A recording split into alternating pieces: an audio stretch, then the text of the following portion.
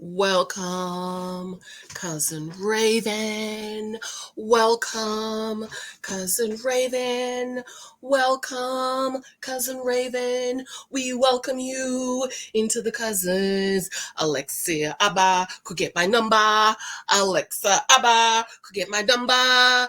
Alexa Abba could get my number. He could have got my number. He could have got my number. Love is Blind. Season 3. Episode 6. It is 5:45 a.m. I was up at 4 o'clock this morning because I said I need to finish watching Love is Blind to see what all the arguing is all about. Honey, Cousin Raven, I love her. She told Ask, look, I need you to pay my bills, okay? I need you to pay my bills, okay? So we are welcoming Cousin Raven into the fold. All of a sudden, I love her. I will say, and I said all those bad things about her in this episode in the beginning. I'm going to clean it up in the end, though. Oh, my Lord. Okay. This is the episode. It's too early for the weed smelling, child. I got all my windows open. My back windows open. It's raining. It feels good. But it's too early, child. People walking down the street smoking the weed so early in the morning. But anyways, I was like, season 6 is the episode everybody's been waiting for me to get to. In reference to SK going away to school, Raven wanted him to pay the bills, and so on and so forth. And so I have two part. It's 2-part for me. Okay, because even my coworker says, she said, Janice, I know what you're going to say. I know what you're going to say, Janice, but then I thought about it and you would say this. I was like, okay, girl, I'm going to watch it. And Cousin Alyssa wanted to get to episode 7, Cousin Alyssa. I think this is the episode you wanted me to get to. But anyways, I'm here, ready to love, season 3, episode 6. Be sure to watch episode 5. I think I uploaded that yesterday and I'm so under 1,000 views. So check that out. I love you. I adore you. Thank you for your love and support. It's November 1st. October is over. I forgot to take the birthday thing down, but thank you for those of you who loved on me for my birthday. I appreciate the blessings. I was thinking this morning, I still owe Sister Beverly a gift. It's coming, girl. I got you. Okay. And somebody else I owe a birthday gift. But thank you. And be sure to thumbs up. Share this out if you can. I'm up early because I got 2 episodes I need to do. And Miss Alexia has dental appointment this morning. She's not going to be happy because she do not like to miss her van picking her up. She's like, I need to get on my van. And I'm like, you need to go to the dentist, boo-boo, okay? Twice a year. Used to be 4 times a year. You see how those insurance be changing up on you.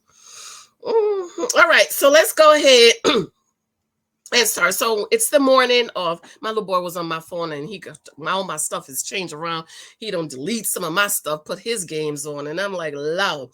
So as the couples get ready to go back into the real world, and everybody's concerned about going back into the real world, and I can understand it because you're in this honeymoon love zone where you think everything is perfect and there are no issues, with the exception of, we did see some issues between Matt and what's her name? Colleen. And I'm glad they worked that out. But child, please, a man is gonna blow up on me like that. That's a cue for me, honey. Gather the data and run for your life. We're seeing Cole is kind of coming to senses, and he's really questioning, do I really like Zainab or do I really like Colleen? And we know he likes Colleen. I also think, I'm not saying Cole is racist or anything, but Cole is Texan. Come on. Cole looks like a blue blood. Do you know what a blue blood is? A blue blood is the royal family, the Bushes, the Clintons, the Rockefellers, blue blood. Okay. Okay. And I just do not think Cole thought Zainab would be a brown girl. And I've said this before a couple of episodes ago. We're going to see in this episode, okay? Bartice and Nancy, I just think that Nancy needs to come to her senses. This boy, he's 32, 32, he 25, 26. Girl, please move along, okay? Alexa and um Brandon, I was looking at him in episode 6 and I was like, I really like him. I like Brandon. I really like him. And I hope he will make the right decision. I don't think Alexa is the right girl for him, but I hope that he will make the right decision in the end. And so we see Raven is talking to SK and talk about she's gonna Google how to be a Nigerian. And I'm like, apparently she forgot, because when the mama showed up, well, we'll get there, okay? So thankfully, Snitch,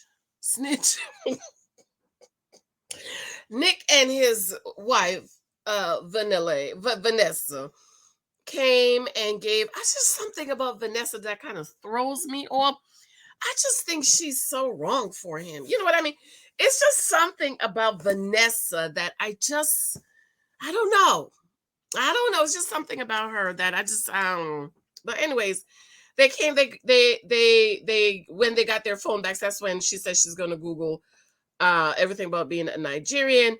And so we see Nancy calling his mom, and she asks, "Are you Puerto Rican?" And he said, "No, I am biracial, half black and half white." And that's what I had said in the beginning, because we was questioning, is he black, is he Hispanic? I said, no, he's not Hispanic. He's biracial. I think the mama might be white and the daddy black, because when the mama is white, the kids speak well. Okay. But I don't know. I was just talking to the girls and they was like, no, he's Hispanic. I said, no, he's not Hispanic. He's biracial. He's black and white because he looks like Mr. Wonderful. Not Mr. Wonderful, Mr. Kryptonite. That's how Mr. Kryptonite look. And he's like, oh, I'm in love with your daughter. And I'm like, no, you're not. So we see Nancy talk about she's going to email her whole wedding list. And I'm like, don't do it. Run, Nancy. Don't marry him. I like Nancy. I like Bartice, but I don't like them together. And Nancy, that little like, is getting on my nerves. I can't take it no more. Okay. But then I had to wonder, I wonder if my laugh get on people's nerve. Bartice said he is nervous about getting back into the real world. And I think he's the one, more than any of the other cast, is saying how nervous he is about getting back into the real world. And I think that he might be ashamed of Nancy. I just have that feeling that he might possibly be ashamed of Nancy. I just think Nancy's too old for him. And he knows it. We know it. We all know it. And I just do not think Bartice and Nancy should get married.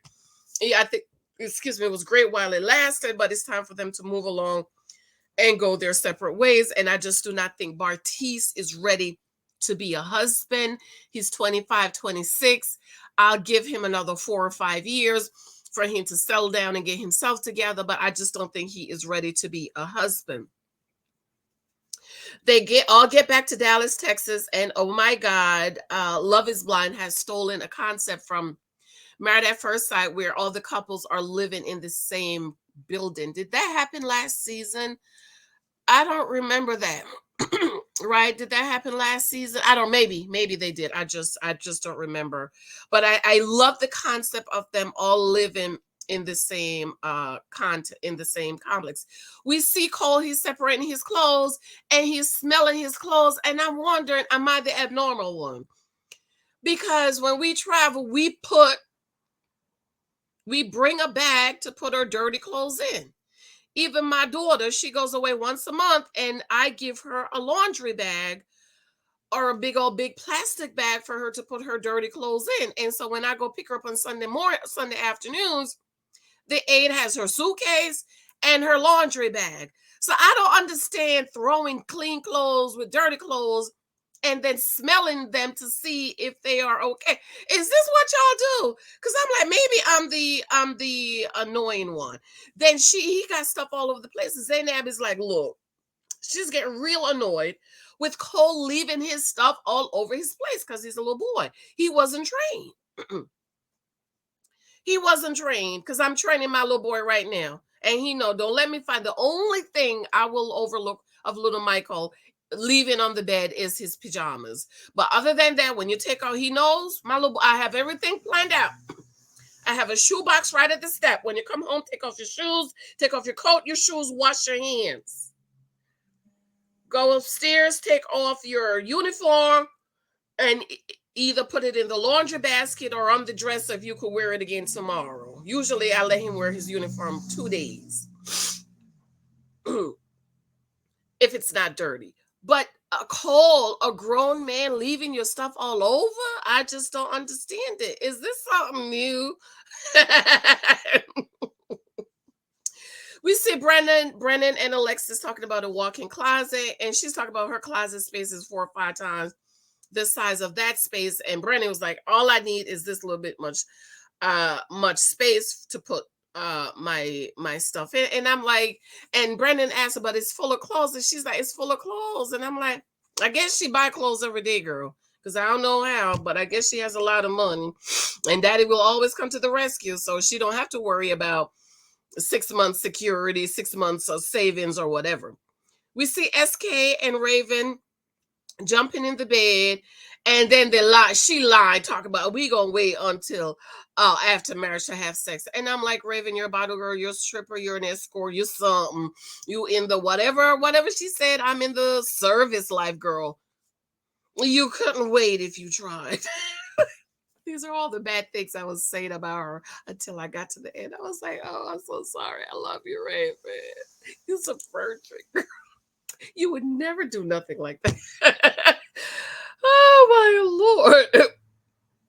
So then we see SK gonna take he say he gonna take her to the Nigerian restaurant, and he was teaching her how to greet the older Nigerian folks versus the younger Nigerian folks. We see Cole acting like he hasn't seen furniture, and I'm like, wait a minute, you ain't never seen a couch, you ain't never seen carpet. And then she's like, Zainab is like, oh, that's right, you don't have these in your apartment. And I'm like, what in the world? He's just laying on the floor like, oh my God, carpet. And I'm like, what is wrong with this boy? He must be poor. He must be poor. And I thought it was kind of shady for Zainab to say, oh, that's right, you don't have any of these at your house. Zainab said he got some trainability in him, girl. If you have to train your man, leave him alone. They ain't your man. You don't want him. If he's not your son, you shouldn't be training him, ladies. Watch that video. I forgot to mention the video I did last night about he ain't got enough money. Should you help him? No, we don't help him. If he's not your son, your brother, your cousin, no. Bye, Pookie. So then they talk about how they were on the plane and they really sat down and they really talked. This is Zainab talking because this is the first time they've really had some time to talk. And she said to him, look, if you're going to say no and I'm going to say yes, let's just go our separate ways. And I like that. I like that. At least Zainab is thinking it's a possibility for him to say no. And I think they should. I don't like them. I don't like Cole and Zainab. I don't think Cole is ready to be married. Zainab needs extensive counseling, and Zainab needs a man that's going to love her for her and accept her for her, because I don't think she will ever be accepted in Cole's blue blood family. I'm sorry. I'm not one of those people who deny issues and race and all this stuff. I am very much, no, it is what it is. Just accept it and move along. I'm not one of those, oh, you're, just like this other person I know that I'm going to write a book on. You're married into the bluest blue blood family in the whole wide world, and you just thought they was going to welcome you with open arms. Welcome into the royal family with open arms. It's the deniability for me. It's the delusionality for me. Just accept what it is. Okay? I don't look at myself as a white woman. I am a black woman. So I know I'm going to be treated a certain way, and people's going to look at me a certain way. And so, honey, you ain't never going to have me acting crazy. Been at my job going 15, 16, 17 years, 16, going on 17 years, I think. You will never hear my name in nothing. Janice did this, Janice was acting this. Ain't nobody got nothing bad to say. All in management. Nope, Miss Hylton. No, Miss Hylton. Miss Hylton's best work I have. Miss Hylton's always on time. Miss Hylton. Because I understand when I'm with the cousin, I can ha and caca and put my foot up and let my drawers hang out. But when you're around certain people, you have to act a certain way. I learned that. So this deniability that people do, that think that people don't look at you as a person of color, it is crazy to me. And then you go, oh, how could you treat me this way?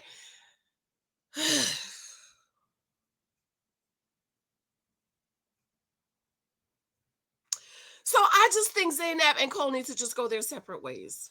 Cole is not ready. He's 25. And Zaynab needs to go marry into a family that's going to love her and accept her.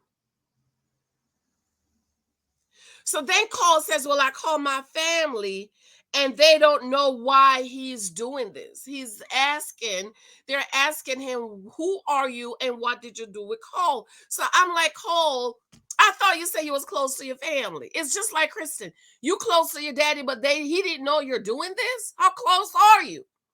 With your family, if you're going to do an experiment and you could possibly end up with a fiance that you have to marry in 4 weeks, then you're going to choose one that's not a lily white girl. Granted, he might have not have known that, but based on what she said about her family, you knew she wasn't a lily white girl, Cole. And her name is Zaynab. Hello? Or Zabib. Whatever. I just can't keep up with all these. There's too many names for me. Okay. So then we see Nancy and Bartiz. They're sitting around looking real comfortable. And she's talking about how her hair is going to be all over the place and be messy. And then they got in the bed, and oh my God, I was screaming in my head and throwing up in my belly. Did Nancy get in the bed with her dirty shoes? Is this something y'all down south people do? Just tell me so I can know. So I won't be surprised. Getting in the bed with the shoes? Ugh. We see Matt and Colleen, and they talk about the stress, and Colleen talks about wedding shopping. She's excited about getting wedding shopping, and they're stressful, Colleen, and she doesn't do well with stress and the whole wedding shopping shit. But the good thing about the wedding shopping is they're gonna have these dresses for you anyways, okay, Colleen? And we see SK and Raven, and they did the nasty. Okay, Miss Highway, I'm gonna wait till after marriage. Since I like you now, Raven, I'm not gonna say, girl, but you know you can't wait. They obviously did the nasty, and she doesn't know how to use a Keurig coffee pot, and I'm like, who doesn't know how to use a Keurig pot? And she, oh my God, I'm not used to making my coffee. I just go, don't just pick it up, or I have it delivered. And I'm like, it's not working. It's not working. And then she turned around and I'm like, oh my God. Put your makeup back on, Raven. Put it back on. Usually I'm saying the girls don't need the makeup, but Raven needs it. I'm sorry. Raven needs the makeup. Zaynab, Zabid. No, that's NCIS. Zaynab don't need no makeup. Does she need makeup? But Raven, put it on, girl. Don't you come out the house without it. At least a little skin tone to even out your skin tone. I can see why you need to go to get so many facials. What time is that? Got with dyslexia. I can see. Okay. And I'm trying to figure out who does Raven look like without makeup. It's somebody, I can't see it now, but I can see the face. But I'm gonna get that name. You know it always come back to me. Then they talk about SK getting all these calls from Nigeria all in the middle of the night, and he's like, oh, they're 7 hours ahead or behind, and they don't have a concept of time. And I'm like, child, please, you better tell them to set a time on their you better tell them to set their phone to American time. Nobody gonna be calling unless my husband already know, honey. If it's not your daddy, if it's not death or sickness, don't be calling here. Don't call me. I'm not everybody know. Don't call me. They already know after 6 o'clock. Don't call Janice. As a matter of fact, I tell them, don't call me, text me, send me an email or something, but don't call me. I have very few people that I talk on the phone to. And they're all older people because they don't want to be texting and carrying on. So don't call me. So I think he needs to do better with setting his phone to the time that he's available and not waking her up in the middle of the night. She says waking up with him is like she's already tired and she's having a bad morning. Now, I'm not sure if that means he worked her out all night or is she just tired and exhausted because she really didn't get no sleep. First of all, he snores like I don't know what snores a lot. And then all the calls and stuff in the middle of the night. And then they decide to go ahead and out and get the coffee. As soon as she walked out, the coffee started running. I don't know if that was a camera trick or something, but I thought it was funny. I busted out laughing. Then we see Nancy and Bartiz visit one of her 5 rental properties. And Bartiz have on these hoochie daddy's shorts. And I'm like, is this something new? We saw it on Ready to Love with Rara. And I'm like, why you have the shorts on all the way up in your behind? I just don't understand it. It like they're going to the beach or something. It must be something new, girl. It must be them down south people with the hoochie daddy shorts on. And so Bartiz feels like Nancy didn't tell the whole truth about her business with the ex. And she's like, oh, I have this house with the ex and it's in our name, but he pays the mortgage. And I'm like, was she married or was they shacking up? See, this is why you don't be shacking up. Having businesses and houses with people you are not married to. And so Bartiz says, well, if he stops paying the mortgage, then it's on you. And she said, well, I don't move on to another property until I have about 6 months rent to cover all the property. And I was like, go ahead, girl, go ahead. So then Bartiz is like, well, young, I'm just starting out. I'm on my second career. I don't have $6,000. And I'm looking at him like, you are an accountant. You are an accountant, sir. You don't have 6 months emergency money put aside or at least 3 months. At least 3 months. Okay. And so Nancy's talking about, well, her next property, she want to have it with her and her husband. And she was like, it's us. It's not, I make $100,000. We make $100,000. It's not my house. It's our house. And Bartiz was like, wow, that's interesting. We make $200,000 a year.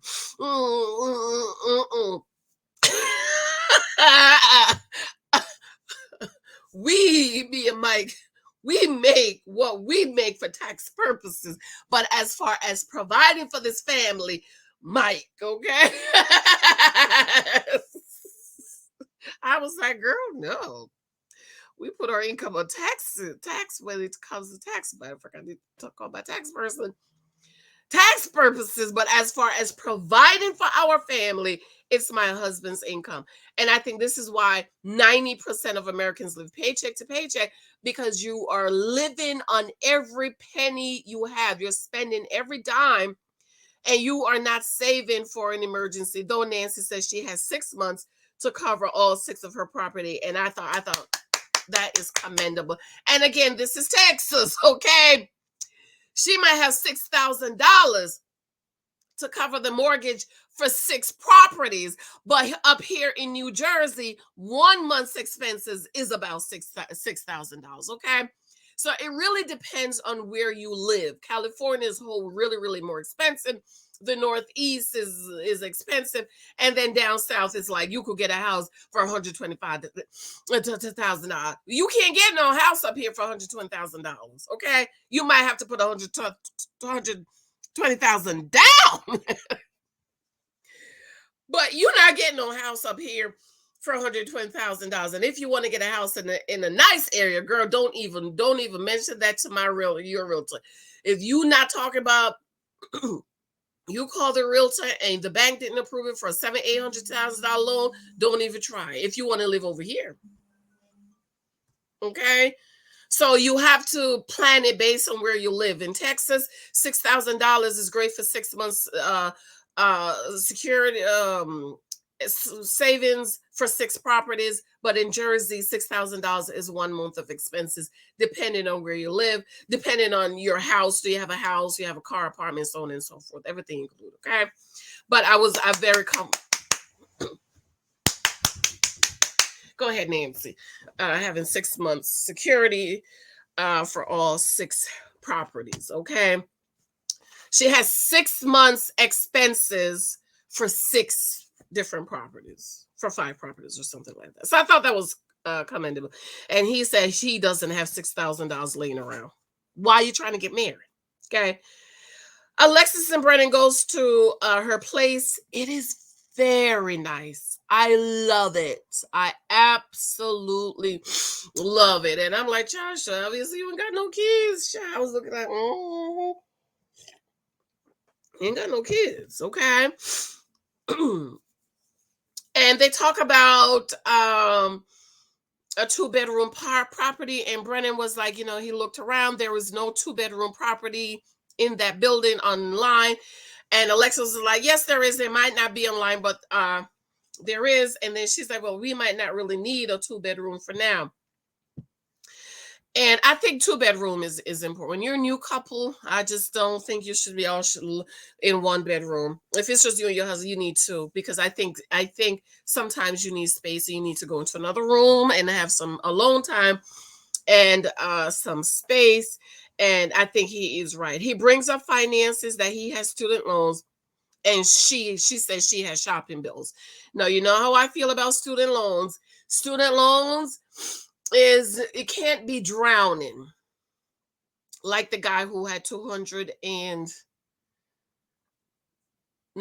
had $500,000 in student loan debt. And then the market fell in 2008. Child, to me, that's drowning. Okay. So for me, $30,000, $50,000, as long as he's been consistently paying it, I don't think it's a problem. I would overlook it. It's not something I would not date somebody for, because they have student loans if they've been paying it. Okay, I need to see that you've been paying it. If you just started paying it when we started dating because you're trying to impress me, I'm not interested. She says she only have her shopping bills, and I'm looking at her like, girl, the credit card bill is going up. Why don't you just go ahead and pay it off? And then they talk about getting a home in about a year, having kids. She wants to be a stay-at-home mom. And then she's saying, I want a prenup. And his face was like, and I was like, yes, get a prenup, Alexa, get a prenup.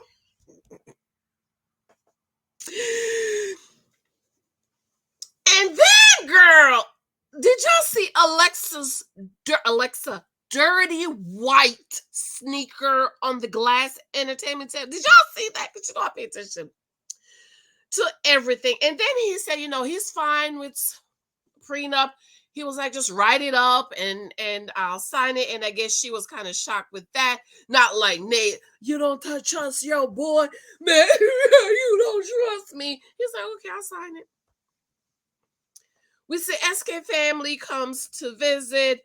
And what did Raven have on? And I'm like, girl, when you go meet the mama, you need to have on something nice. She got this, where all her arms, all her titty was hanging out. It come all the way down here. And I'm like, girl, what in the world? Put on a dress. Put on a nice shirt. Look like a missionary.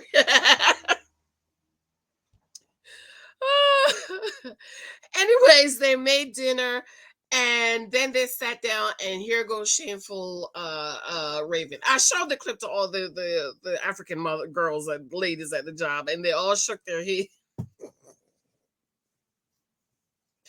They was like, what is this? What is this? Disrespectful. Disrespectful.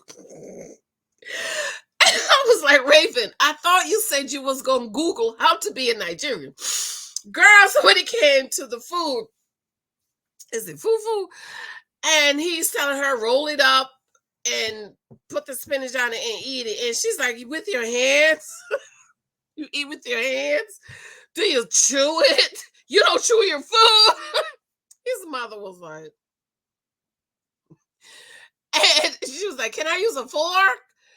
And I was like, Raven, you said you was going to look up how to be a Nigerian girl. You knew the mama was coming to eat. You should at least go look up how to eat the food and not ask those dumb questions at the dinner table. I'm disrespectful. Okay, and so Mama SK asks, why does she choose SK?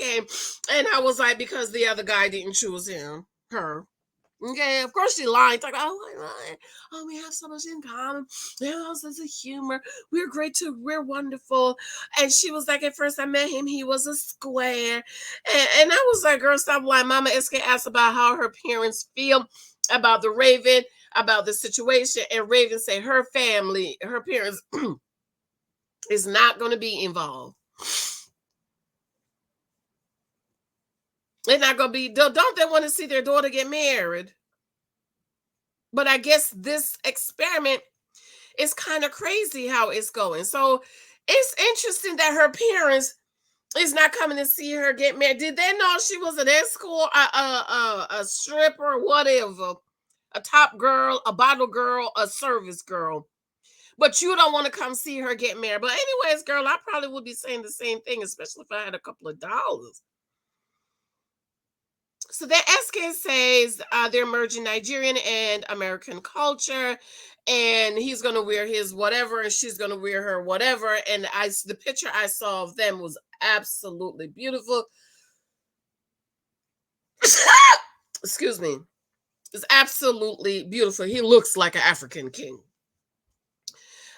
SK says Raven nervous about being accepted in the Nigerian family. You will never be accepted in the Nigerian family, Raven. I'm gonna just go ahead and tell you. I know a lot of Africans work with a lot of Africans, and you will never be accepted. Just go ahead and accept. See, I don't beat around the bush. I know what is. You ain't never gonna accept me. Okay, it is what it is, and because I know you will never accept me, now I know how to move. That's it. So the mama said, oh, we're a very loving family. I love her. Okay. And she's accepted. We welcome her with open arms. And I'm like, you're lying, Mama SK. You lying.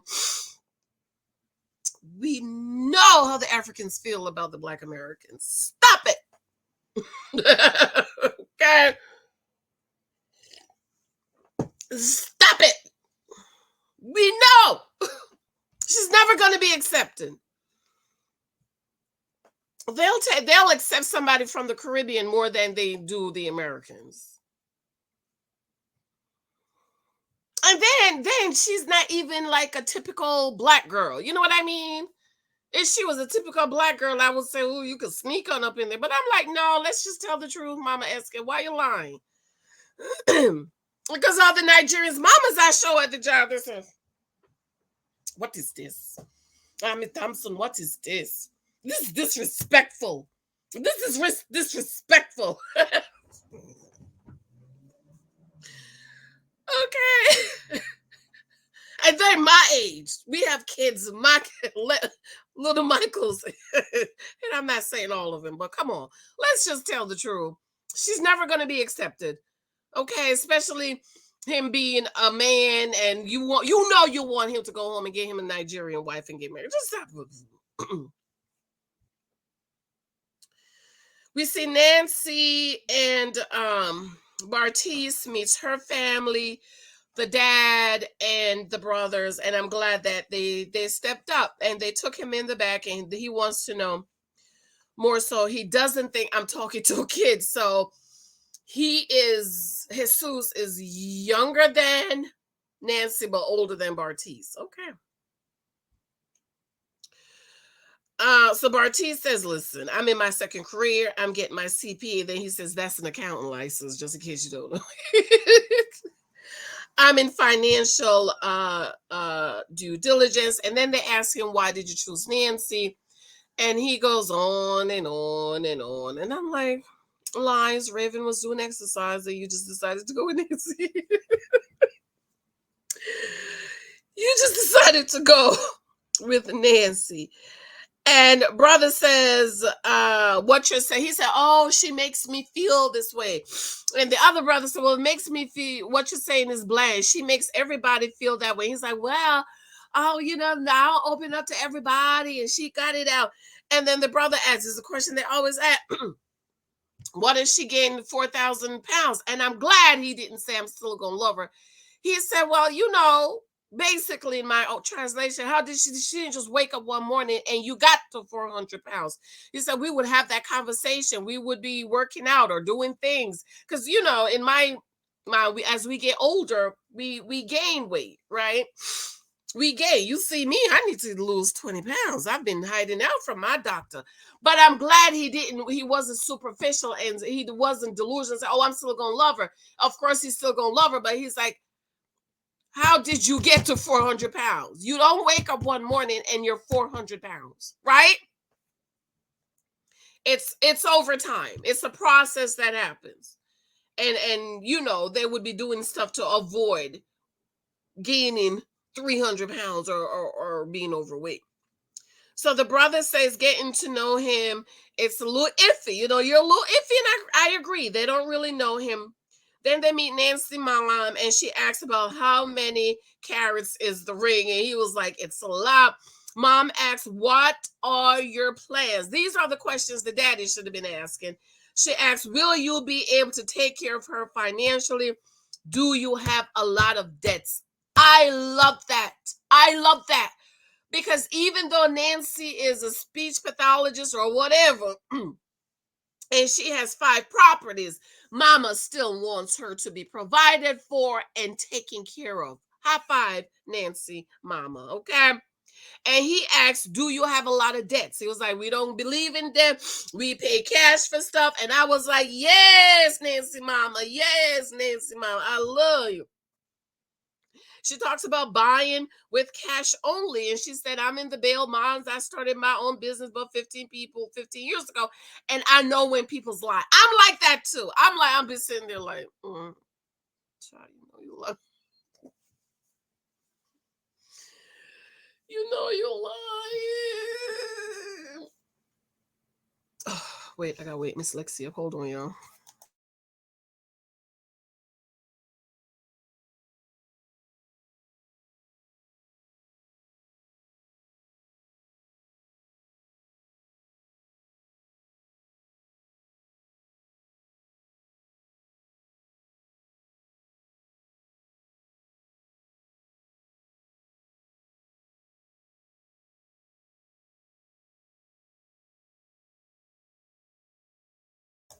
I was like, go ahead, Nancy mama. Go ahead and ask all the questions.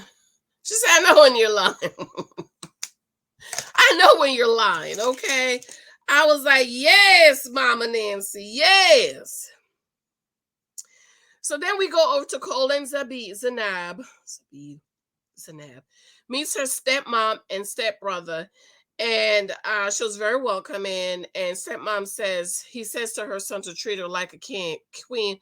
And can Cole treat her like Zanab, like a queen?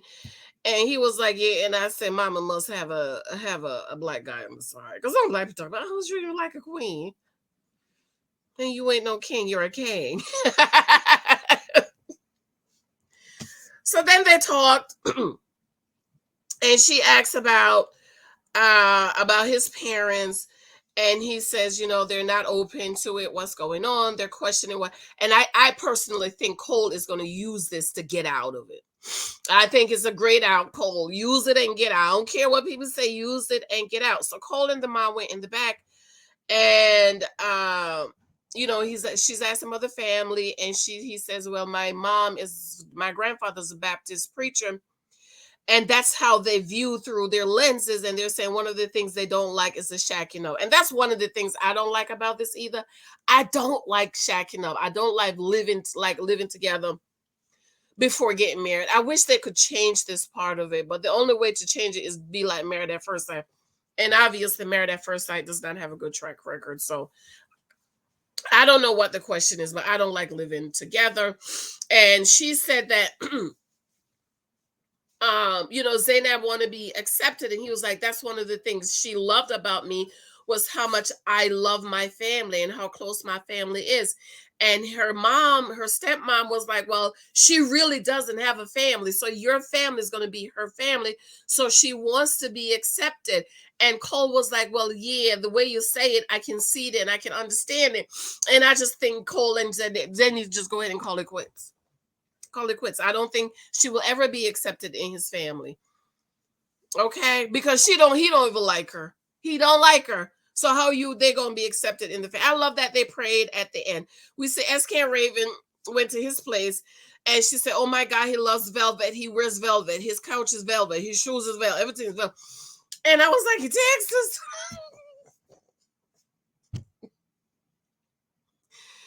As hot as Texas is, he's walking around in velvet.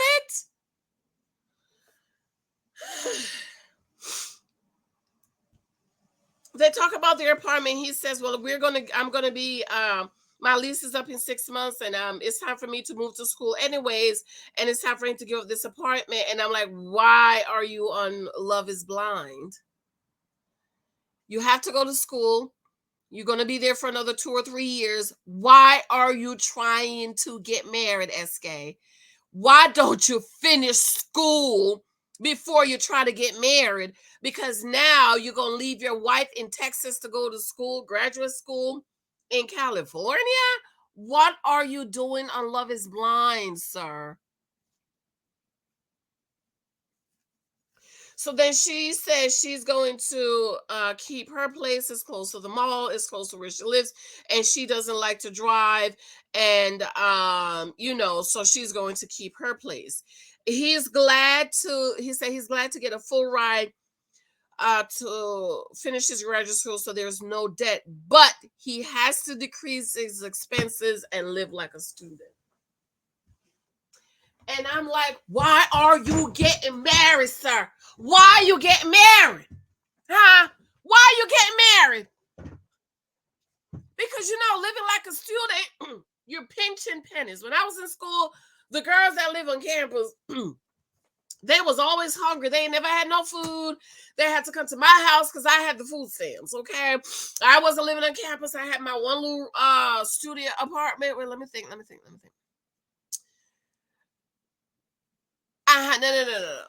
I had a student apartment, but one girl, Janet, remember her name? She stopped talking to me because I wouldn't watch her kid. This is after we married. I'm married. Well, I wasn't married. She was married, and it was me and Lexi. She wanted me to pick up the boy every day after school, and I'm like, what? I put my girl go to after school. Lexi leaves school. She would go to after school. I would pick her up at 6 o'clock. She would tell me, "Mommy, don't come down here until 6 o'clock." I would go home and take a nap, and I need to pick up your kid every day after school and keep until you get off work at 7. Nope. Stop talking to me after that. But anyway, we would go to her house. So she had a 2-bedroom. I had the food stamps and all the other girls that was hungry. So we would all go to her house, and I would buy the food, and we would all cook and eat, and everybody would have food to eat. So I'm like, SK, you want to get married, but you're going to graduate school where you have to cut your expenses and live like a student. So you want to get married for what, SK? Why do you want to get married? I just want to know. Why? Why you getting married? Because you need to provide and protect your wife, sir.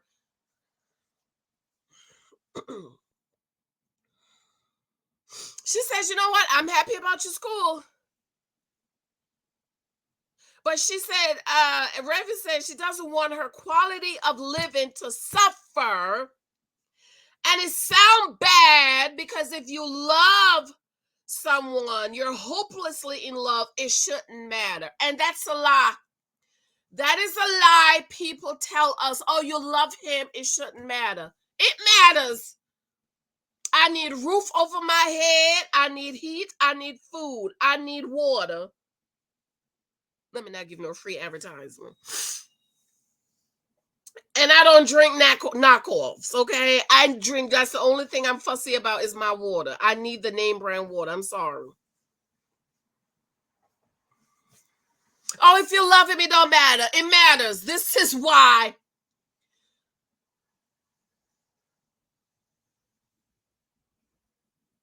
I forgot what percentage of kids is living below the poverty limit because it don't matter because daddy and mama love each other. The devil is a lie. She said I have worked hard to be independent. I don't like that word, but I love it. I love the way she used it and love how I want to live.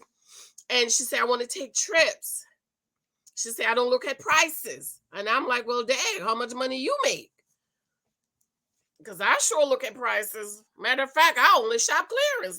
I go to stores, I look, where's the clearance section? That's where I go. Okay. She says, I want to go to the hair salon. Hair costs $500. And I'm like, go get your money back. Because your hair ain't look like no $500, Raven. What are they doing to your hair? Okay, I could do your hair for $250. I could do your hair for $250, Raven. $500 to do what? Your hair looks crazy all the time. I have never seen your hair look nice, not one time. It looks like you just woke up out of bed and shook it like that. But all this stuff she's saying, she's right. She said, I want to continue to have my facial, my massage, my chiropractor. And I'm like, is that involving the insurance? Don't you have health insurance, Raven? She wants her personal training. She says it can be expensive to be me, but hope that the quality of life would not suffer. Thank you, cousin Raven. Her quality of life should not suffer when you get married, ladies. If your quality of life is not going to get better, do not marry him. How you're about to get married and live less than how you were living as a single woman.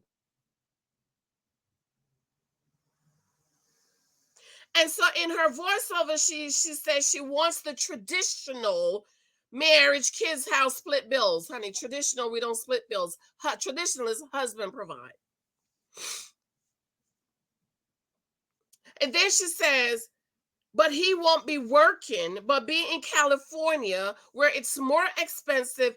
And now she will have two people on one income.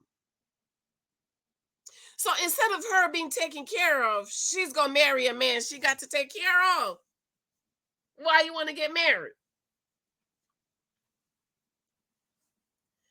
She said she was looking towards having a better lifestyle upon getting married. Me too, girl. But here's the question, Raven. Did you choose a man that could give you the better lifestyle that you wanted? And this is where my 2 points come in, because the girl said, Janice, you would say, no, her lifestyle would not change. She should be able to get her hair, her nails done, live in a good house, But Janice, he did tell her in the pods he's going to medical school. And I said, yes, ma'am, I agree with you.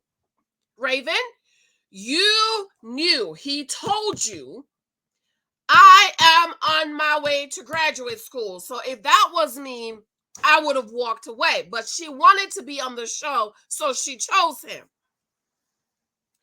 Instead of walking away from a man who's about to go to graduate school, she chose him because she wanted to be on the show. And now you're whining and complaining about what your future looks like, because for the next 2 or 3, 4, maybe 5 years, you're really not going to see anything because he has to be in graduate school. He has to then after that he has to do an internship. I don't know what he's going to graduate school for. Excuse me. And then he has to find a job. And even though he has a free ride, he probably is going to have a couple of expenses towards living on campuses. So Raven, you knew who you were choosing. So now you want to whine, bitch, and complain about not having your lifestyle change. And I agree. However, you knew ahead of time. You knew that. You knew he was going to graduate school. If I met a man, I want to get married, and he's about to go to graduate school, I already know what it is. I'm not going to have the life I want. And do I want to wait for him to finish school? And I do not. I'm trying to get married right now. And I'm trying to get taken care of right now. And I'm trying to get my bills paid right now. And I'm trying to have a baby in about a year.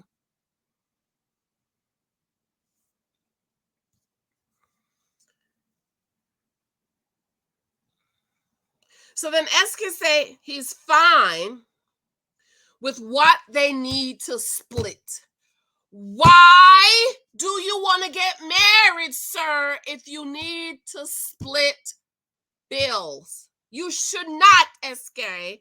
You should not be on the show wanting to get married and saying to your wife, oh, I'm okay with what we're going to split. Don't get married. You're not ready, SK. You are not ready to be a husband. Go to graduate school, finish your school, and then go home and find you a nice Nigerian girl. But how you look, sir, talking about I'm okay with what we gonna split. Don't get married. You're not ready. You are not ready to be a husband.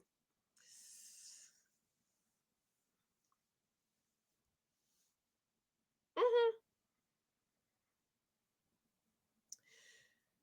He said, I want it to be as effortlessly as possible. Not splitting no bills is not going to be effortlessly. The Raven might as well go on back to the sugar daddy. Okay, who was paying her bills for her. What's it says having a whole husband that I got split bill for when I could, I'm not pushing sugary. She says, if we're going to get married, even if you're living in California, they're not living in Dallas, that he should be paying the rent where she's living, and she thinks that's fair. Did she say half the rent where she's living? So you're giving up your apartment, SK. You're living on campus. You say you have a full ride. But now you want to get married. Where's your wife supposed to live while you're in school? I totally agree with Raven. You should be paying for where I'm living. But Raven, you knew he was going to graduate school, ma'am. You knew that. You knew you was going to eat. You're going to be eating beans in the can, Roman numerals, Roman noodles, and all that stuff. You knew that. And even though he says, I have what I need to have to live like a student, he's not going to be able to provide the lifestyle she's used to or she wants to.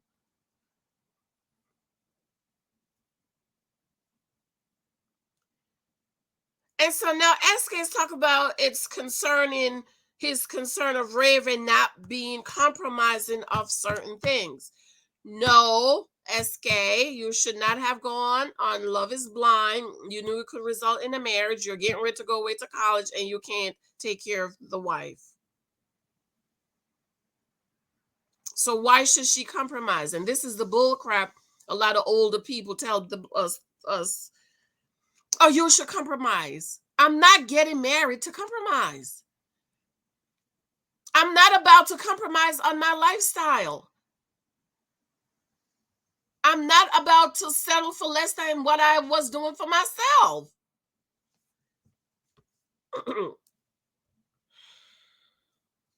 So now you want her to compromise on what?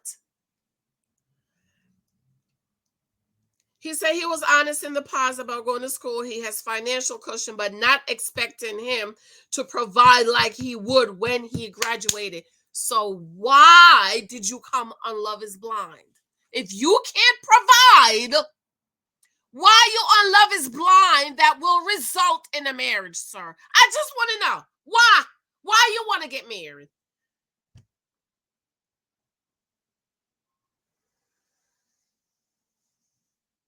So then we're back over at Nancy and Bartiz, and she says she tried his way of washing. And I'm like, Nancy, he's 25 years old, please. You know, they just throw it in the wash. They don't even separate. And sure enough, he was throwing everything in the wash. What's his name? To whites, colored everything. My little boy is 7 and he knows how to separate his clothes. So the mama wasn't didn't teach him. And she asked about growing up. Did you have chores and did you get paid? And she was like, yeah, we got paid. It was like mopping and vacuuming and stuff. And she started asking about the kids, and she said, would you be okay with a nanny? And he said, yes. I noticed a lot of Hispanics have nannies. Okay, even girls at the job, they have a nanny for their children. She asked about the timeline for having kids, and he said about 2 to 4 years. And he said to her, well, I know your timeline is a little bit different. And she said she's 32, and she said even women at 36 have birth defects. He said he didn't know that. No, I was 36. I was 37 when I had my baby, and we know at 35 you're considered geriatric or whatever, old, and they keep sending you to the doctor. The doctors will be over there like, Miss Thompson, why you keep coming here? Geriatric or whatever. I said, because my doctor said I got to come. Miss Thompson, you're fine. You're fine. You don't need to come back. You're healthy. Your weight is good. Your heart is good. Everything is good. And so I would just laugh with this. Miss Thompson, why are you here? Oh my Lord. And then she talks about, having a baby with birth defects, and would you keep the baby, not keep the baby? Bartiz say he would keep the baby. It's like, what the? He would keep the baby. Of course, he would keep the baby. And so Nancy feels a little different about keeping the baby with birth defects. And she said, we could try again, and hopefully that child would work out okay. I understand what Bartiz is saying. As you know, I have a child with special needs. Alexis developmentally delayed. So it wasn't anything doctors could see. And of course, this was in the early 90s. And then at 36, I got pregnant with little Michael. And they keep sending to the old people doctor because you're over 35. And we know one of the things, ladies, is about 7 or 8 months they want to send you to do that study with the needle. And so when they asked us, both my husband and I look at each other, we was like, no, I'm already 7 months pregnant. It's a whole baby. What am I going to do at 7, 8 months with a whole baby? What am I just going to show up at the job? Ooh, child, the little Michael's going. Everybody knew it was little Michael. Everybody, how little Michael doing? How they would rub my belly. Hey, little Michael. They would rub my belly. What are you going to show up at the job talking about? The baby. We did away with the baby. That is not miscarriage or something. At 7, 8 months. If it's, they say your first trimester is so easy to lose a baby, but 7, 8 months they can try to save the baby. And so we said no, because at 8 months, what are we gonna do? Yeah, what you gonna do at 8 months?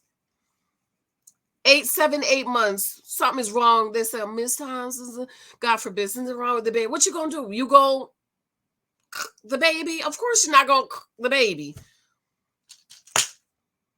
And y'all know how I feel over here. I think a woman has a right to make the decision for her life and her body.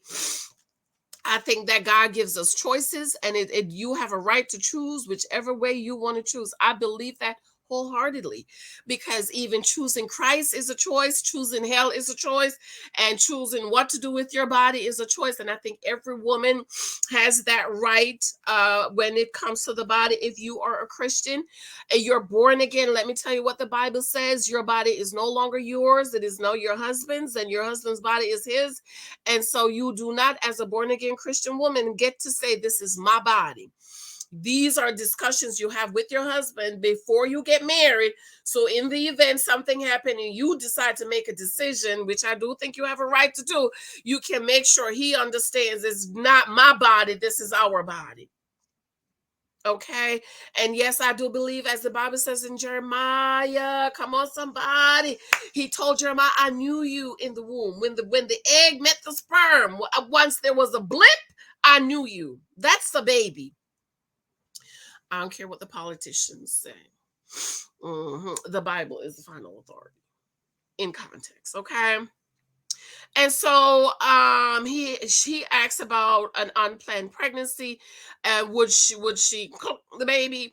And he said, you know what? If you're young, you get one chance. And that's how I feel too. I feel like, over here at the church, girl, I overlook one big A, one baby daddy, one bum baby daddy, one to go because my thing is, after number one, you should have already learned your lesson. And I feel the same way Bartiz feel. Like, you can't keep it doing this. I knew this one girl, she used the big A as birth control. We was all on the school bus looking at her like, what? Tiffany, I never forgot her name. Yes, Tiffany, I remember. Because she's had 6. And I was 16, so she was the same age as me. So you figure at 16, 17, you've had 6, and this one got away from her. That's why she told us on the school bus. The bus would pick us up and the baby. We went to a school where they teach you how to be a mother and all of this stuff. Back in the 90s. They don't have that school anymore, I don't think. Or something similar to it. So then she asked about plan B, and he was like, well, I don't look at it that way. And he said he's bought a couple of plan Bs. He used the condoms, but he was paranoid about the plan B. And then Nancy, this is how people is unfair. They asked about what if she was grape. And and he said that's different. And I think that's different. I don't think a woman being grape should be viewed and wanting to make the decision to the baby is the same as you being irresponsible and careless about not protecting yourself, or like my dad says, do not put yourself in a decision in a place to make another decision. He said, if you get pregnant, to all the girls at church, bring the baby. Okay, he says, but do not put yourself in a position. In other words, do not put yourself in a position to get pregnant.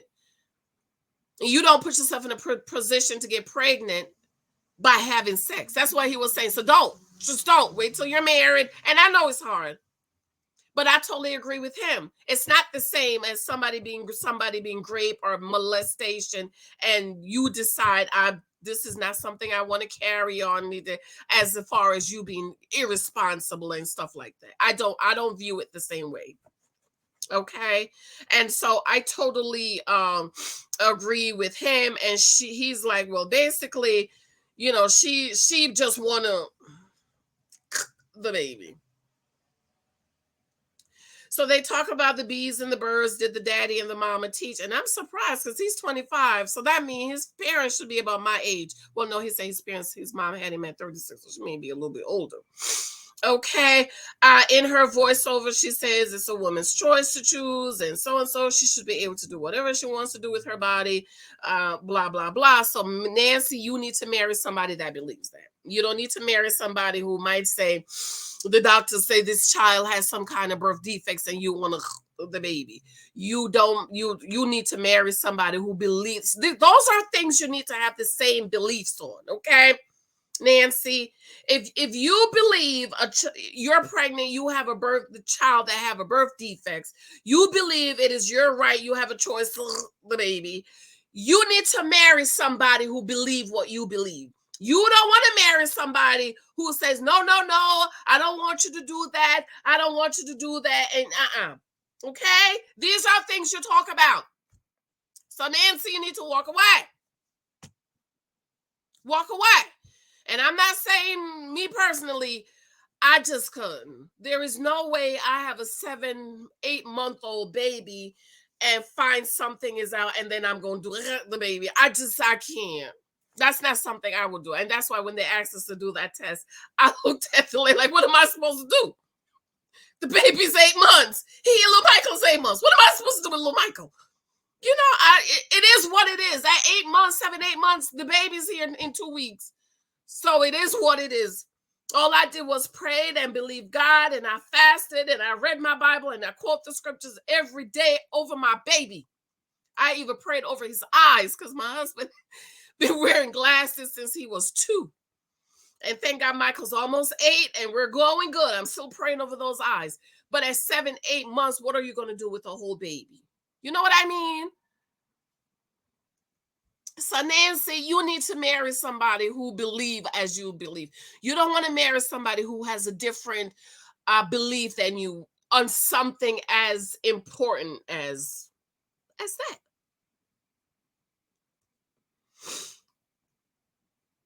Okay, so then we see Brennan and Alexis meets her dad.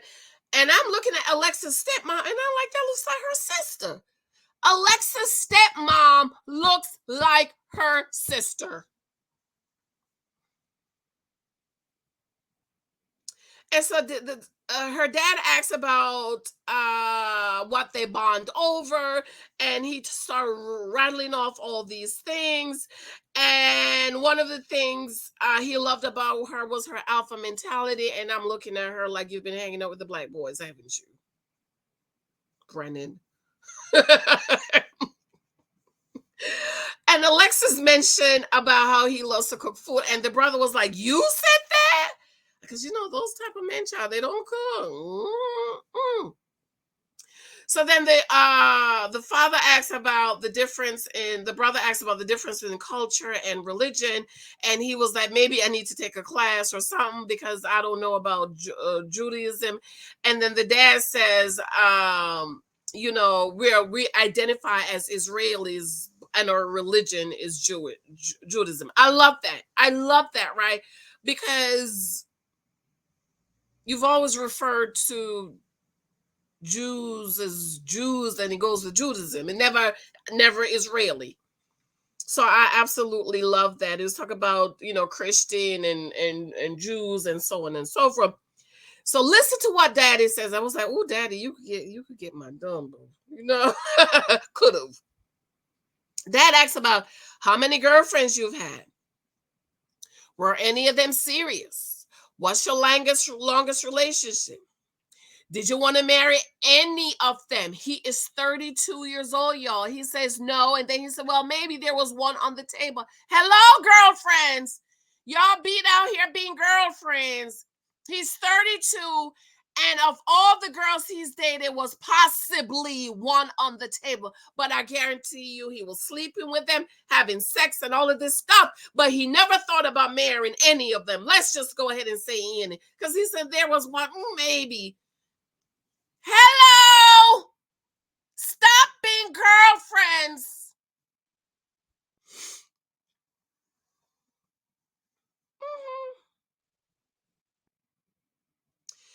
And then Dad said, you're going to have to get rid of the sir of the ma'am. And he was like, you know, Brandon was like, yes, sir. No, ma'am. Yes, ma'am. And the sister, I'm guessing, said, oh, that's a Southern gentleman thing. I think it's cute. So I'm kind of surprised if Alexis' daddy lives in Texas. As long as he's been living, you know, it's a Southern gentleman. Yes, ma'am. Yes, sir. I'm kind of surprised. Okay, so then the dad asks about money ambitions. He said, have you ever been unemployed? Come on, somebody. Come on, Daddy. I was like, Daddy, you could have got my number. Daddy. Zaddy. Alexa Zad. Daddy could have been my Zaddy. I said, do you have a car? He was like, no. So Alexis he has a vehicle, not a car. He was like, I have an SUV. That was like, okay.